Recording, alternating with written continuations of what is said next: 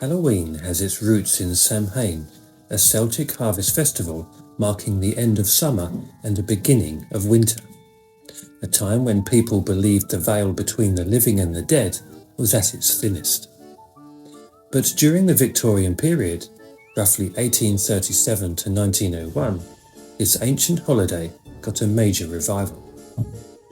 The Victorians were fascinated by folklore, superstitions, and above all, the supernatural.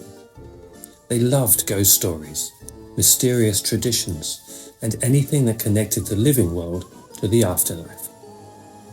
So Halloween became the perfect night to combine all of that, but with a social twist. What began as a spiritual event evolved into an evening of games, parties, and storytelling.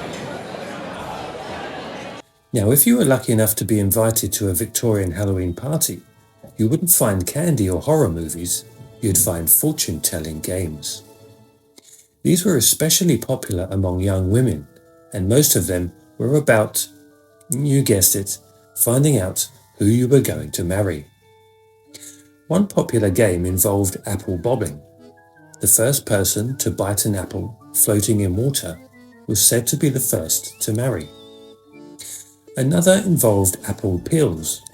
You'd peel an apple in one long strip, toss it over your shoulder, and the peel was supposed to form the first letter of your future spouse's name. And if you were feeling brave, you might stare into a mirror at midnight, hoping to glimpse the face of your future love, though sometimes, they said, you might see a ghost instead. Magazines and newspapers in the late 1800s, like Harper's Weekly, published these party ideas, making Halloween fashionable for the middle and upper classes. Victorian people were obsessed with ghosts and the afterlife. Queen Victoria herself held seances after the death of Prince Albert, and many families turned their parlours into places to communicate with the beyond.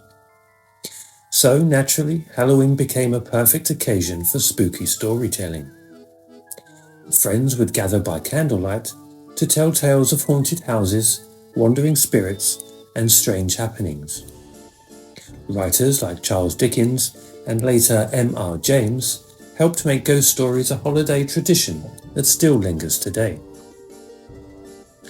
When it came to dressing up, Victorians didn't have the elaborate store-bought costumes we see today. Instead, they made their own simple disguises: white sheets for ghosts, veils for spirits, or masks to conceal their identities during parties and games. And instead of pumpkins, they carved turnips into lanterns. Pumpkins only became popular later, when Irish and Scottish immigrants brought the tradition to America and found pumpkins much easier to carve. These glowing faces lit by candles were thought to ward off evil spirits, a tradition that eventually led to our modern jack-o'-lanterns.